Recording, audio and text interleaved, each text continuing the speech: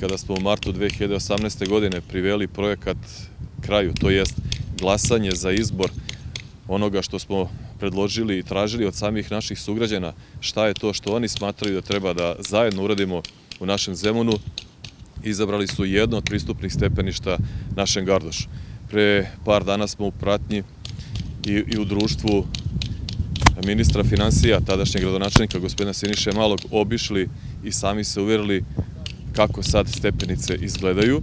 Ono što želim da naglasim i da se zahvalim građanima Zemuna prvenstveno što su podržali prvenstveno ideju i da ih pozovem da nastavimo zajedno da razvijamo naš Zemun.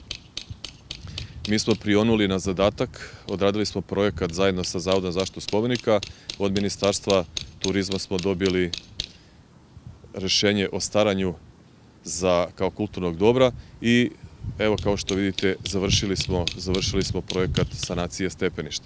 To je jedan od projekata, jedan od prilaznih puteva našem Gardošu, tvrđavi koja, kao što možete da vidite, ovde se i završni radovi na stepenicama oko tvrđave privode kraju i svi oni pristupni putevi, stepenice koje već postoje su u planu našem da u narednom periodu završimo i rekonstruišemo sve prilazne stepenice, sve ove stare ulice, da ih ne nabrajam, veliki broj njih, znači sve koje gravitiraju oko Gardoša i time želimo da zaokružimo sveukupnu celinu starog jezgra Zemuna i onoga po čemu je Zemun prepoznatljiv. To je Milenijumska kula, evo sad imamo i kako izgleda tvrđava i sve te pristupne, kažem, puteve, stepenice i sve, da sačekamo sve turiste koji dolaze spremni ovde u naš Zemun.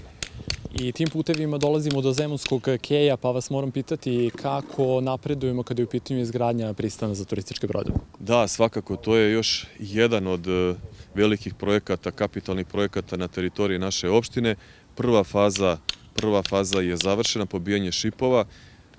Čekamo drugi deo građevinske dozvole.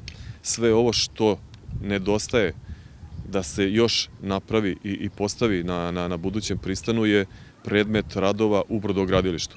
Evo, ja mogu sad ekskluzivno da najavim da ću ovih dana obići i brodogradilište i preduzeće koje izvodi radove, da se sami uverimo u kojoj su fazi i do koje faze su pristigli ti radovi i sa tim želimo da sačekamo, kad završimo to sve, da sačekamo spremni nautičku sezonu.